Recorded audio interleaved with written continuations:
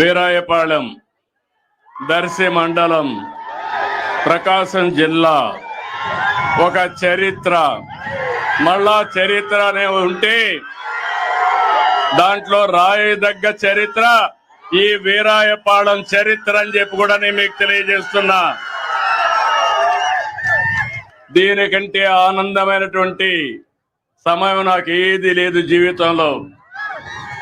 చుట్టూ చూస్తే పచ్చని పొలాలు, రైతు ఎప్పుడూ పొలం దగ్గరనే ఉంటాడు, ఈ ఎండలోనే ఉంటాడు. అలాంటి ఎండలో కూర్చొని రాష్ట్రానికి అన్నదాత సుఖీభవ కింద ఈరోజు కేంద్రం ఇచ్చే డబ్బులు కలిపి 7,000 రూపాయలు ఇక్కడ ట్రాన్స్ఫర్ చేశావంటే మీ అకౌంట్కి వేసావంటే అది చరిత్ర. అదే నాకు సంతోషం. మిమ్మల్ని చూస్తున్నా, ఒక్కొక్కరిని చూస్తే సూపర్ 6 వచ్చాయి, అనేక కార్యక్రమాలు వచ్చాయి. ఎంతమంది పిల్లలుంటే అంతమంది పిల్లలకి తల్లికి వందనం వచ్చింది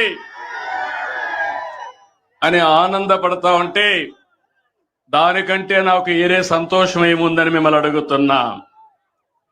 అన్నదాత ఎప్పుడు కూడా సుఖీభవ, రైతే రాజు కావాలి. అందుకని ఈరోజు ఎన్ని కష్టాలన్నా ఉండేయండి, ఆ కష్టాలు నా వరకే పరిమితం. మీరు మాత్రం సుఖ సంతోషాలతో ఉండాలనేది నా ఆకాంక్షని మరొకసారి విజ్ఞప్తి చేస్తున్నా.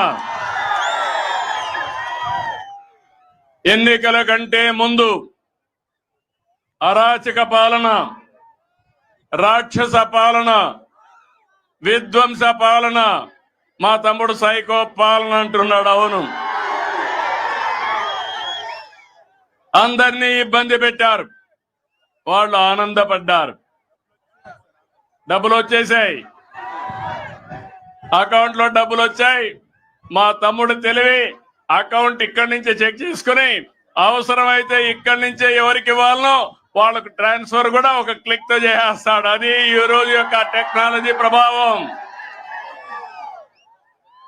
నేను ఎన్నికల కంటే ముందు ఒక మాట చెప్పాను. ఆ రోజు మీకు చెప్పింది అభివృద్ధి చేస్తాను. అభివృద్ధి తెలిసిన పార్టీ తెలుగుదేశం పార్టీ. సమిక్షేమం చేస్తాం. సమిక్షేమానికి నాంది పలికిన వ్యక్తి నందమూరి తారక రామారావు. Party Telugu Desam party. ఈరోజు నేను కష్టపడుతున్నాను.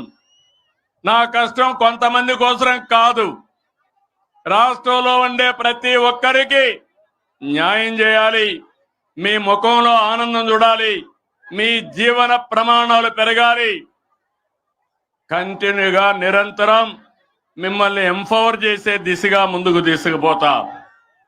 అందుకే ఎన్నికల్లో మీరు చూస్తే మొట్టమొదటిసారిగా రాష్ట్రంలో జనసేన అధ్యక్షుడు పవన్ కళ్యాణ్ గారు